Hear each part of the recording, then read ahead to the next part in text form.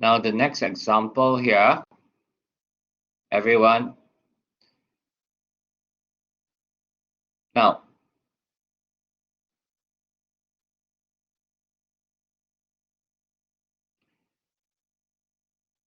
in an experiment, a steel specimen of 13 millimeter diameter was found to elongate 0.2 mm. So here they've given you the changes in length, 0.2 millimeter. You can convert this to meter, okay? Please do so.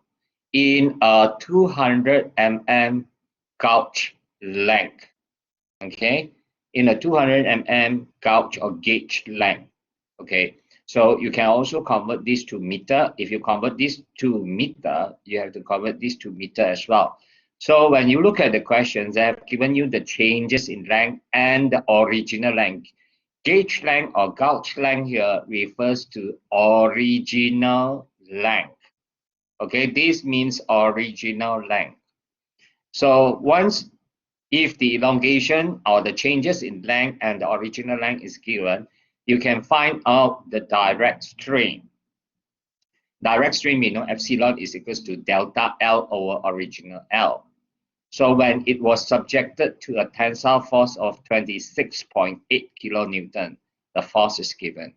Now, if the specimen was tested within the elastic range, that means within its elastic limit, what is the value of Young's modulus for the steel specimen?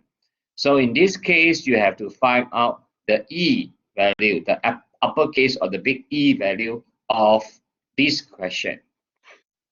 So first thing, draw your diagram. Okay, draw the diagram. So these two dots here shows you the original length. So that is 200 millimeter.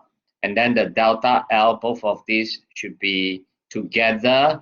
Both of these and here together will give you a 0.2 mm.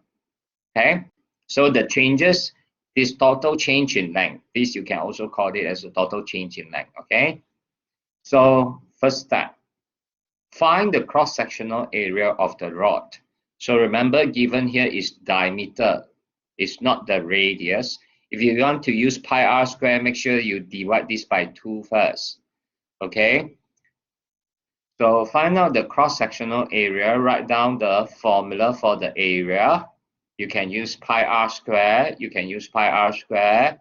So pi, okay, so this is 6.5 mm, 6.5 mm, or is 0.0065 meter.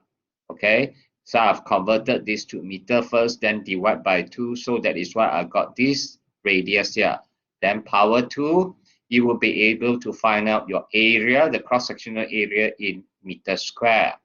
Step 2, calculate the strain, the epsilon, based on its definitions. That means the formula is this. This is the formula, epsilon equals to x over L. You can use x to represent delta L, okay? You can use the symbol x or delta L, up to you. X here also refers to extension or deformation over the original length.